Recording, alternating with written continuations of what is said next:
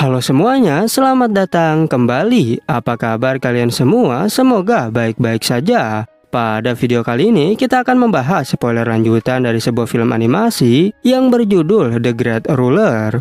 Baiklah, daripada kalian semua penasaran, mari kita mulai saja pembahasan spoiler lanjutan untuk episode kali ini. Tanpa berbasa-basi lagi, langsung saja kita mulai videonya.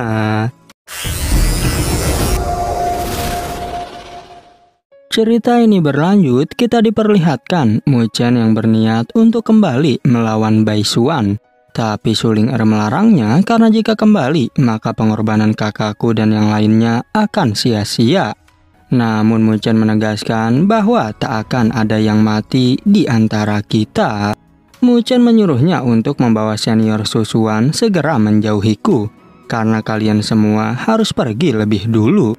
Sedangkan diriku akan berusaha untuk menghadapi Bai Xuan. Kemudian mereka berdua segera bergegas menuju ke sana. Sesampainya di sana, Mu-chen berkata jika benda yang kau cari ada padaku. Oleh karena itu, biarkanlah mereka pergi. Bai Xuan merasa senang karena akhirnya Mu-chen kembali juga. Sementara Mukui bertanya, mengapa kalian justru malah kembali, padahal kami sudah bersusah payah untuk mengalihkan perhatian. Su Xuan merasa ada yang aneh dengan tubuh Mu-chen. Begitu pula dengan Mukui yang berkata jika aura Mu-chen berbeda dari sebelumnya.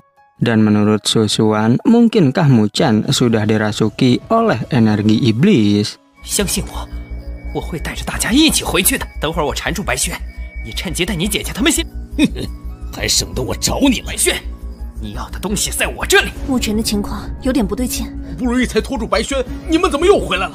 Jiu Yao berpikir jika Mu-chen sudah gila karena nekat menggunakan energi iblis untuk melawan Bai Xuan.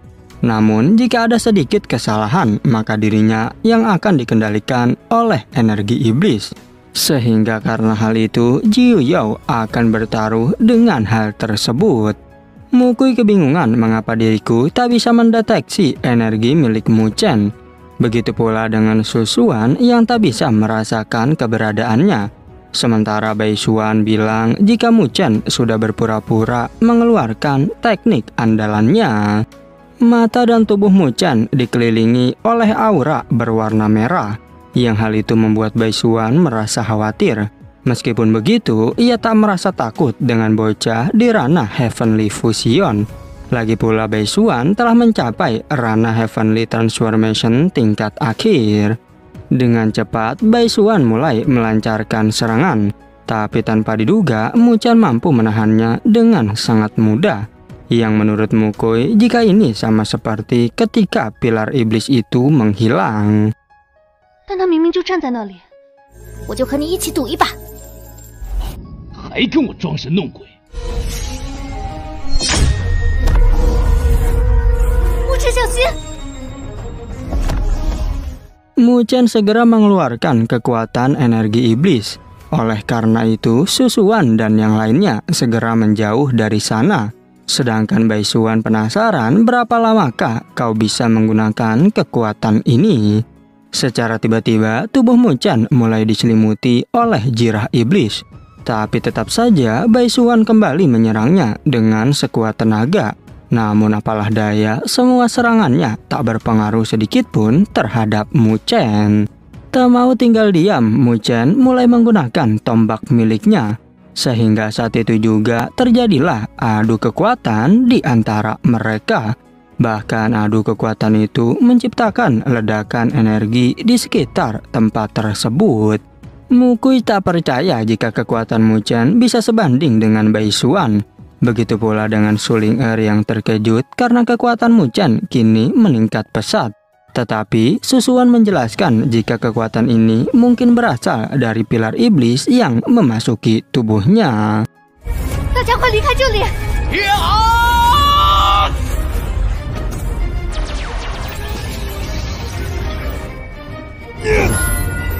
真极有可能是被煞气入体了。你竟然和白轩打成了平手！ Su Ling-er bertanya, lantas bukankah Mu-chen akan dalam bahaya? Kakaknya bilang jika Mu-chen menggunakan energi iblis untuk melawan Bai Xuan. sehingga konsekuensi akhirnya bergantung pada takdir. Baisuan menyadari jika Mu Chen menggunakan kekuatan iblis, dan ia berkata jika kau sekarang tak ada bedanya dengan iblis yang hanya tahu cara membunuh. Bahkan dirimu tak mampu untuk berbicara. Baisuan segera melesat dan mengeluarkan monster darah api. Tapi rupanya Mu Chen justru malah tersenyum dengan santai. Yang hal itu membuat Baisuan menjadi kebingungan. Jiu Yao menyadari jika Mu Chen berhasil menguasai energi iblis. Oleh karena itu, Baisuan sebentar lagi pasti akan menderita. Dan benar saja Mu Chen bilang bahwa orang yang akan mati adalah dirimu. Mu Chen mulai mengeluarkan teknik harimau putih. Yang ternyata harimau putih berhasil menghajar monster darah api. Bahkan Baisuan tak menyangka jika Mu Chen masih memiliki kesadaran. 原来是借助了煞气之力。血魔兽，这一次算是逃过一劫了。 Baisuan menyuruh monster darah api untuk melakukan perlawanan. Tapi lagi-lagi harimau putih mampu melukai monster tersebut. Sehingga Mu Chen berkata jika kau sekarang telah kalah. Dikarenakan tak mau menyerah, Baisuan segera menusuk tubuhnya sendiri. Dan saat itu terbentuklah seni tombak darah penghancur. Dirinya bilang jika hari ini aku pasti akan membunuhmu. Adu kekuatan kembali terjadi di antara mereka. Bahkan sampai membuat ledakan yang sangat besar. Hingga tubuh Mu Chen terhempas menghantam reruntuhan.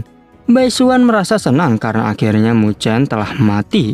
Namun ternyata Mu Chen masih hidup dan kembali menuju ke arahnya.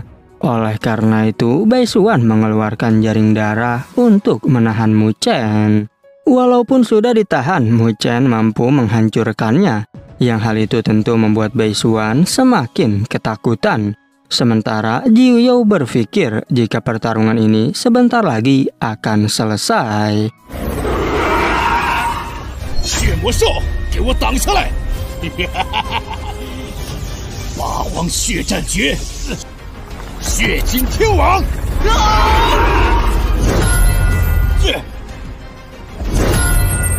！Benar saja, kini tubuh Baisuan semakin kewalahan.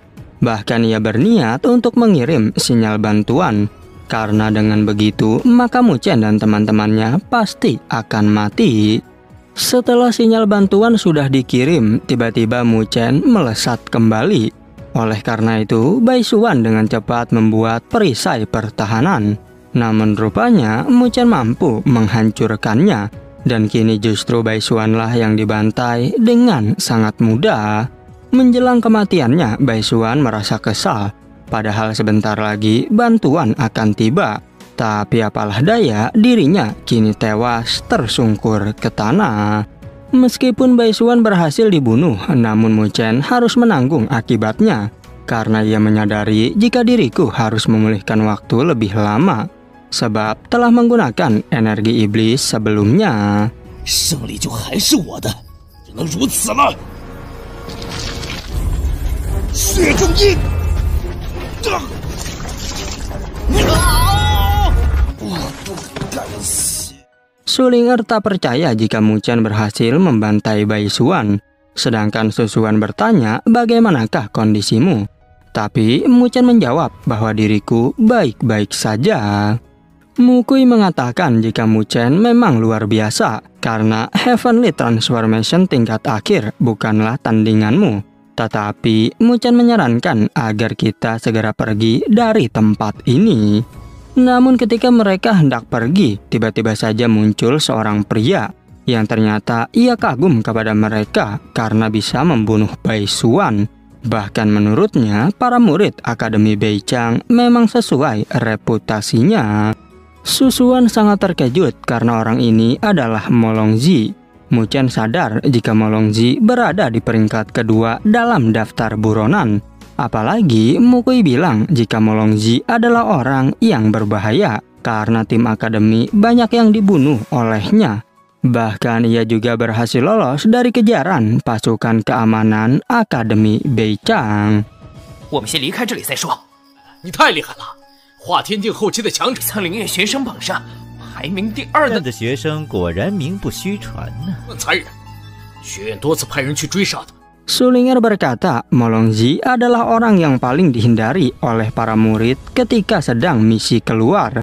Namun Anran merasa cemas karena kita tak bisa menghindari takdir ini.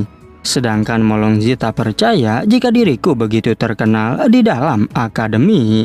Molongzi tak berniat untuk datang ke sini.